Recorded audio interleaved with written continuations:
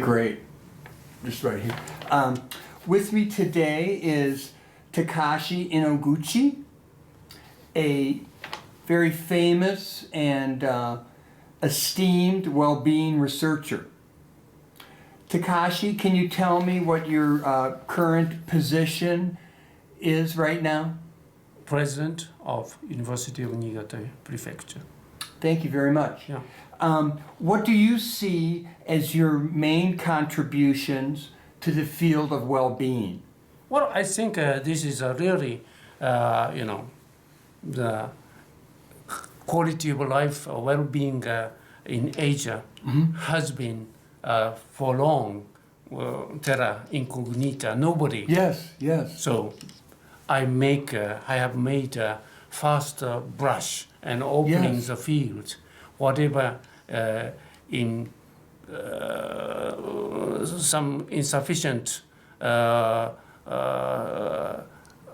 outcomes are there, we can improve from now on. So Yes. important thing is, I did it for the first time Yes, it's a in all very Asian countries. yes, it's a very fantastic thing. So you've studied the quality of life of And Asian then countries. important thing is data file is accessible anybody in the whole world. Which is fits with the standards of science. You make That's your right. data And available. then That's that very good. goes with Harold's dream. Yes, yes, yes. Unless it's open access, you cannot validate what is responded to a certain set of questions. Very good. Can you tell me what your training is and your background? What I lot of social science Uh-huh. and behavioral training I see. in Japan and in the United States. Very good. Can you now? Your main contribution has been the study of quality of life in Asian countries. Yeah. Are there any other contributions to the field that you'd like to mention right now? I'm broad field of my expertise is political science. So Okay. quality of life research fits with my one of the main research areas, political behavior, political, Yes.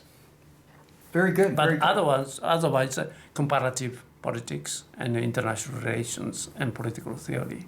Very interesting. Can you tell us some of your some of the findings, interesting findings that you discovered in looking at the quality of life of Asian countries?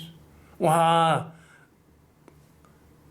looking at, for instance, interested in the citizens' response to bureaucratic naughty instruction, like when the citizens ask government permit to do something. Yes. Like a vendor in Tunisia, Yes. the bureaucrats Yes. answer, wait and patiently for that thing to come. And the question is, what is your option? Options about 7. Bribe an official, use connections, write a letter, and wait patiently, and hope things will be worked out in due course. And don't know, or exit, basically act without a permit, Yes. like a Tunisian Yes. vendor. And then many interesting findings that, in all the countries plus United States, Australia, and Russia, act without permit is Very common. highest is Russia. Ah. Second is Philippines. Third is Japan. Wow, interesting. Very. And use connections. When people are getting less honest when they think they should answer, bribe an official. And then many, I think in democratic countries like US, Australia, Japan avoid taking private official, and they use connections instead. Or I don't know. Yes. Very interesting. Yeah. Very interesting. Americans and Australians very high, don't know. Okay. Okay. So our interpretation has to be improved, but at least, kind of interesting how to interpret it. It's a big question, of course, but it's interesting. Yes. Yes. Very. Are there any other practical implications of your research? Things that you'd like to share with people who want to read about quality of life in Asia? Well, was nurturing, how do you say, norms, values among children from parents' point of view, and list a number of, all these nice things to do, honesty kind of things. And then I found that basically, now focusing on this East Asians, Chinese, Taiwanese, Yes. Singaporeans, Hong Kongese, and Koreans, Vietnamese, all choose three virtues: honesty, independence, and then diligence. Whereas the Japanese choose predominantly one virtue, care to other persons. Yeah, this is striking.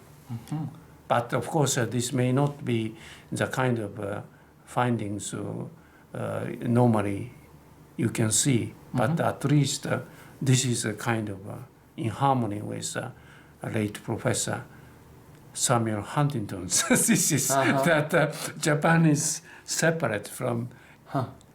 Very unique country. It's unique or what? In some ways. In some ways, yeah. So, so the value systems can vary among between various countries. Yeah, very much, very much. I did all 29 Asian plus Americans, Russians, and then Australians in big sample, 800 to 2,000. Which countries seem to have the highest or lowest levels of well-being? Have you seen patterns there in Asia? Well, difficult to say. Okay. Because once more subjective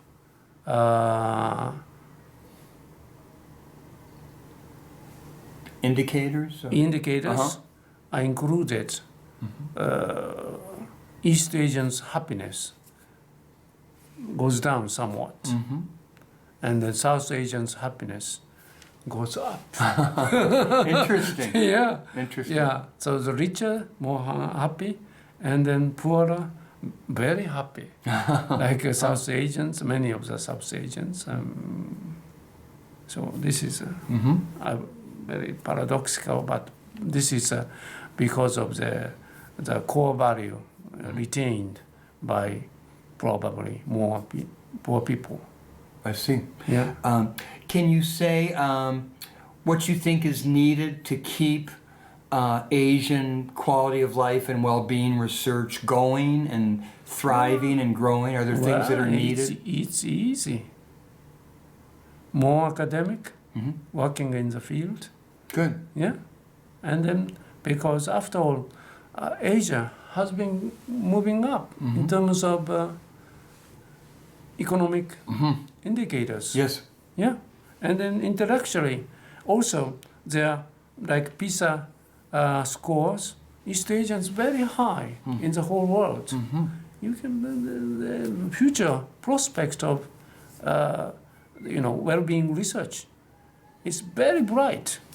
Very bright. So and you're aware of young researchers now that are ready coming to up. Very good. Yeah. Well, it's a very positive thing. Positive. Yeah. And then also many Asians common language is becoming Asian and English. except some Japanese, and then North Koreans, not so high score, but still, this is they are also coming up. Well, it's very good news. Well, I wish to thank you for your very great contribution to well-being research and to thank you for your time today. Okay, thank you very much. Bye-bye. Bye-bye. Or you